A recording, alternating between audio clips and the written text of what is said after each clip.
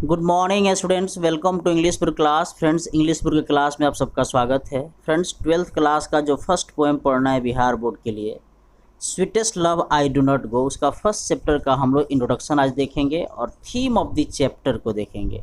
जो थीम दिया हुआ है sweetest love I do not गो, उसके बारे में हम लोग देखेंगे और कल के क्लास में हम लोग देखेंगे लाइन बाय लाइन उसका एक्सप्लेनेशन। तो आइए फ्रेंड्स शुरू करते हैं। फर्स्ट मैं आपको नोट्स बताता हूँ जो बहुत बार आपका परीक्षा में पूछा जाता है। नोट मतलब हुआ इंट्रोडक्शन ऑफ द पोएट, जो पोएट के बारे में इंट्रोडक्शन है उसके बारे में। देखिए लिखा है फर्स्ट चैप्टर, तो आपका ऑब्जेक्टिव क्वेश्चन यही पूछा जाता है कि sweetest love I do not गो की राइटर कौन है, तो उसमें जॉन डॉन दिया रहेगा, है ना। इसके साथ साथ आपको दिया रहेगा जॉन मिल्टन दिया रहेगा, इसके बाद व्हाट विटमैन दिया रहेगा, टी.एस. एलियट दिया रहेगा, तो आप उसको फर्स्ट ऑप्शन में मारेंगे जॉन डॉन।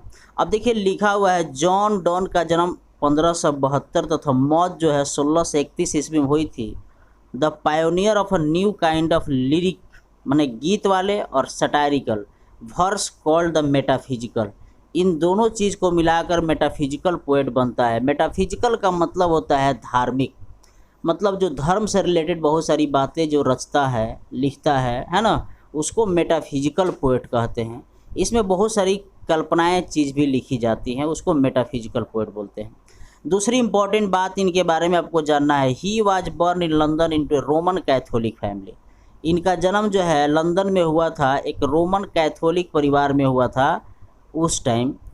दूसरी बात आपको, तीसरी चीज़ मैं आपको एक बताना चाहूँगा कि Donne was forced to leave Oxford University without a degree because of his religion. उस समय एंटी कैथोलिक रिलीजन चल रहा था जिस समय यह डिग्री हासिल करने के लिए ऑक्सफोर्ड यूनिवर्सिटी में इन्होंने जब एडमिशन लिया था, तब हुआ क्या कि इनको बिना डिग्री लिए ही ऑक्सफोर्ड यूनिवर्सिटी से इनको फोर्स करके बाहर निकाल दिया गया।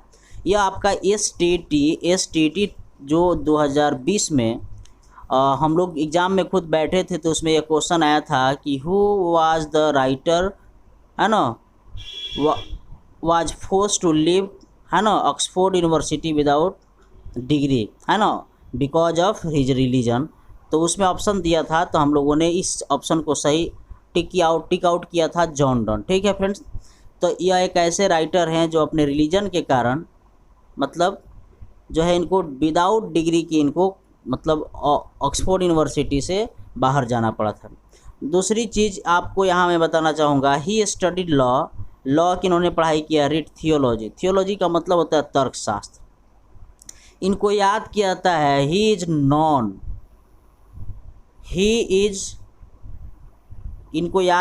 ही इज वेल नॉन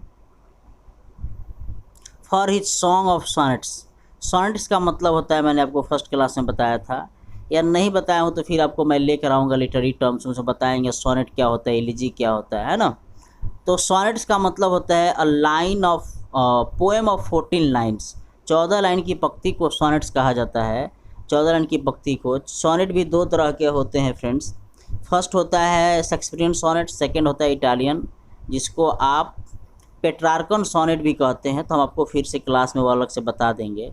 तो इनको सॉन्ग्स ऑफ सॉनेट के लिए जाना जाता है। सटायर का मतलब होता है व्यंग, एलिजी का मतलब दुख वाला, इसको मैं अलग से क्लास में आपको बताऊंगा। तो फ्रेंड्स इनको ये जाना जाता है, सॉन्ग्स ऑफ सॉनेट आपको आएगा परीक्षा में तो आपको बताना होगा। अब आइए, अब मैं आपको बताता हूँ इसका थीम क्या है, मतलब sweetest love I do not गो, ये आपका टोटल रहा क्या चीज़, इंट्रोडक्शन। अब मैं आपको बताता हूँ इसका थीम क्या है, चैप्टर का थीम क्या है।